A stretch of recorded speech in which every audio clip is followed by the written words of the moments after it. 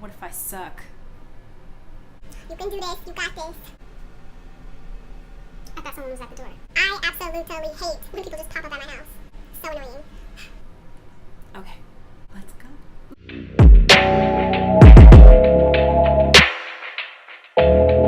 Right now, Carter is taking a nap. He fell asleep before I could show him on camera and say hey. So maybe he'll wake up during the question. This is going to be a question and answer video.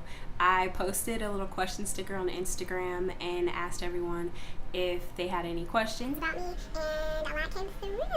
So I'm also going to be mixing in some questions from like the internet and other YouTube videos that I've seen, just so that you guys can get a good feel for me and get to know me. So here we go. Question number 1, of course, is what is your name? My name is Kyla, and my name means victorious in Hebrew. I actually just learned that, so I'm pretty proud of that. Next question is, what is your middle name? My middle name is Tanel. I actually don't really like my middle name that much. It's just, I don't know. It doesn't mean anything to me, and it's not, pretty. I don't know. Kyla Tanel, that's me. that's the name. Where were you born? Ohio. I was born in Ohio. Where did you grow up? Kentucky. Here, I still live in Kentucky. I actually just moved back like 2.5 years ago. Wow, 3 years now. 3 years ago. What are your best characteristics? I don't know. I think that's a question that other people should answer. Who do you look up to? I love my sister. I love her so much. If you're watching this, I love you. Which of your parents are you closest to? I only know my mom, so I would have to say that out of both parents, I would have to be closest to my mom. I don't really think that we're like mother-daughter goals or anything. We're not best friends. We are like mother and daughter. That's what we are. No, she's super funny. So there's that. Are your grandparents still married? Nope, they're not. That's kind of a weird question for y'all to ask. Maybe someone was just trying to come up with a question and they were like, everyone's got grandparents. Let's have her ask this question. I don't know. How did you feel when you found out you were pregnant with Carter? Honestly, I was really quiet. I didn't tell anyone. When I told Carter's dad, he didn't have the reaction that I wanted, so I wasn't as excited to like tell the world.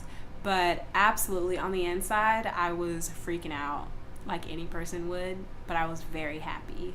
I wasn't scared or anything like that, but I think I had a pretty normal reaction. We can get into all that later, okay? We can get into all that later. Do you have any or a lot of help? Actually, I have no family in Kentucky at all. A lot of the people that I know are like my friends from campus, their parents. So I have had times of good luck where people have helped me out, but I do not have a lot of help. I really don't. His dad, Carter's dad, is not very present financially or physically. So no, it's just me and Car. But we're doing great. We're doing fine. We're definitely gonna make it. Someone else asked, how are you always so positive? You're an amazing mom, by the way, and I love your pictures. Aw, that is so sweet. So how am I always so positive? I grew up with a lot of, I could have gone a different path. That's what I'll say. And I don't think that it's worth it to dwell on the negative things in your life. My mom, that's one thing that she always did try and like instill in us, is that positive should come first. As a Christian, I really do believe that the light always wins. So if you want to always win, you got to be the light. So positive, and that's what I will instill in Carter, because it feels better to smile, because it comes so much more naturally. It feels better. You feel so much more relieved when you just let stuff go. So that's what I'm all about. That's my vibe. Leave it alone. Try and be free.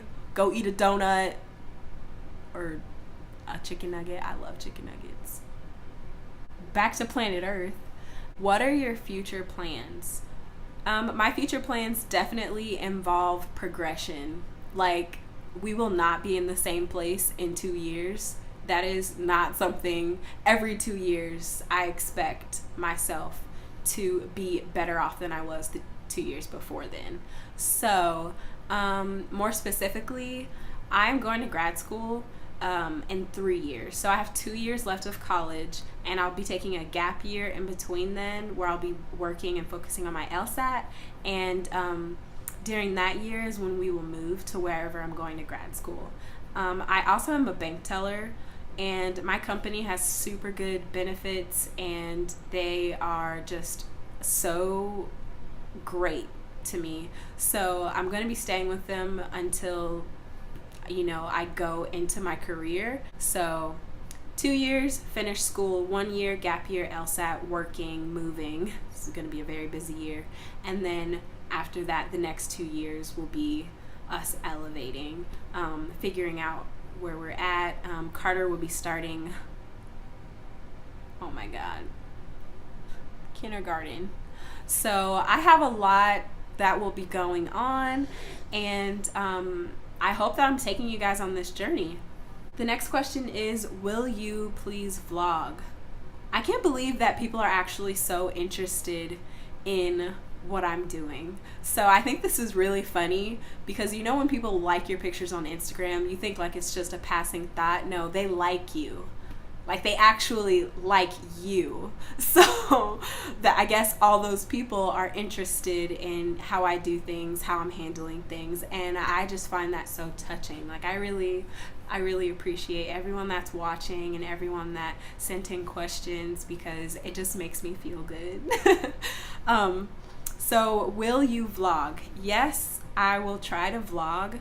I don't know how soon I will be vlogging, but it is something that I want to do. There are things that we'll be doing in the next coming year that I really want to capture, especially like Carter's birthday. He's going to start walking soon. We're going to go buy his first pair of shoes. So there's a lot of content that I'll really want to capture and share with you guys, and the best way to do that would be through vlogging. So yeah, I really would love to take you guys with me, and I hope that you stick around. So yes to vlogging. Now I will go back to some of the random questions. Let's see. What are small things that make your day better? I really love when Carter tries new foods. I think it's so cute, like absolutely adorable. When he had oranges, right now oranges is his favorite food. When he had oranges for the first time, I thought that was like groundbreaking, beautiful. His smile was like, just imagine trying things for the first time. I don't remember the first time I had an orange. So watching him is just so cute. That's something small.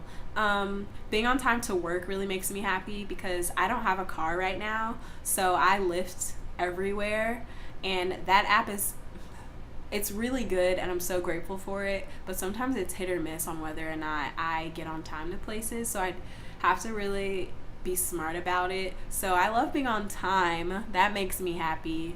I'm very easily pleased. So there's a lot of small things that make me happy.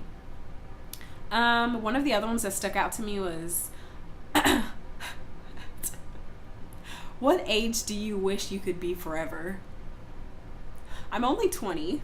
So out of the last 20 years, I don't want to repeat any of those.